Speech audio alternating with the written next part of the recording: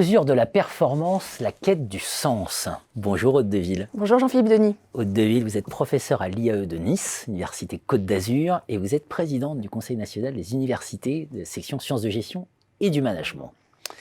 Et vous êtes auteur dans l'ouvrage Les grands auteurs en management public, édition EMS, coordonné par on va oublier personne, Stéphanie Châtelain, Alain Burlot, Patrick Gibert, Madina Rival. Et je les remercie de m'avoir fait confiance et de m'avoir confié l'écriture de ce chapitre, donc sur Christopher Hood. Christopher Hood, et donc chapitre intitulé La quête du sens des mesures de la performance. Alors, j'ai envie de vous poser brutalement la question, le management public, finalement, c'est fini, il n'y a plus de débat, c'est fini ça. Alors, contrairement à ce qu'on peut penser, c'est un débat toujours actuel et finalement qui a été remis à jour très récemment, notamment dans un article du Monde du 23 janvier, donc il y a quelques jours, où on rappelait une volonté de campagne du président Macron qui était de réformer l'administration. Donc, l'administration, même de profiter de la crise, que la crise n'arrêtait rien de sa volonté de réforme. Et donc c'est une question actuelle où finalement c'est très intéressant de revisiter des grands auteurs. Grand auteur ne signifie pas vieil auteur. Grand auteur de management public pour apprendre des leçons du passé. Parce que finalement, Christopher Hood, c'est un auteur, ça fait 40 ans qu'il écrit. La New Public Management, ça fait 40 ans qu'on essaie de l'appliquer avec des expériences plutôt négative, on peut penser à Tony Blair et son expérience dans les années 90 en Grande-Bretagne. Et donc, c'est d'actualité. Et la problématique d'améliorer la performance donc, de la fonction publique, de l'administration, du management public, après, voilà, on peut l'appeler de différentes façons, plus efficace, moins coûteuse, c'est une problématique réelle. Après, la question, c'est comment le faire ? Comment le faire ? On va peut-être rappeler que le New Public Management, c'est d'une manière générale importer une vision très anglo-saxonne, très contractuelle, voilà, pour réformer des organisations publiques qui sont régies par des logiques de statut, etc., etc. L'idée, c'est d'importer des outils et des pratiques, notamment d'évaluation de la performance, qui sont utilisés dans les entreprises, sachant que récemment, quand même, les entreprises elles-mêmes, le secteur privé, revient du management par les chiffres, tout par les chiffres. On observe des situations de stress, de burn-out, de démotivation, de désengagement. Et finalement, on peut se poser la question de pourquoi courir après le chiffre alors que dans le secteur privé, les grandes entreprises en reviennent et donc mêlent qualitatif et quantitatif, ce qui est normal, on a besoin de chiffres, je veux dire, on tient sa comptabilité. Néanmoins, dans le management, il faut savoir trouver un équilibre pour garder la motivation et l'indicateur de performance incite les comportements, valorise et reconnaît les actions. S'il n'y a pas de valorisation de reconnaissance d'action, finalement, on perd les bons éléments.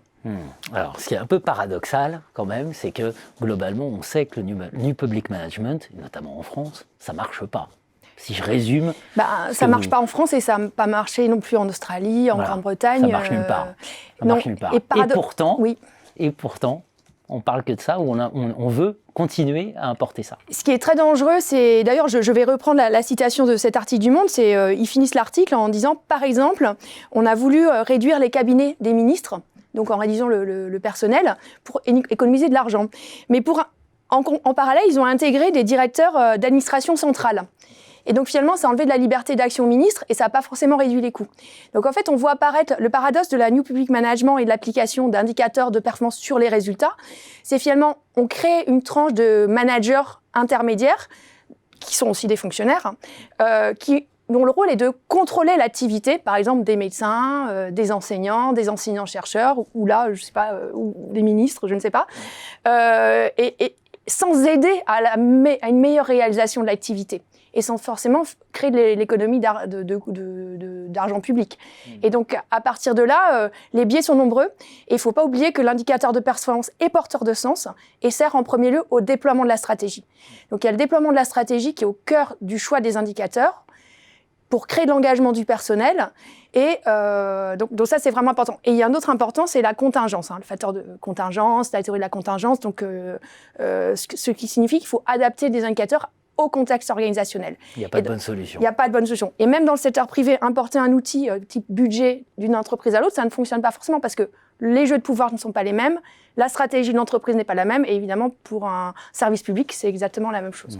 Si un professionnel devait lire, on espère qu'ils vont lire, les grands auteurs en management public, quel message il retiendrait de Christopher Hood ? C'est que l'indicateur de performance n'est pas une fin en soi, c'est un moyen.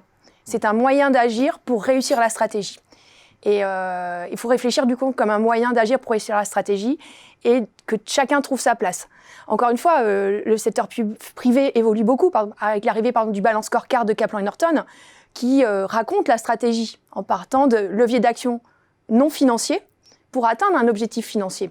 Donc ça se réfléchit, mais pas une réflexion uniquement sur l'économie de coût.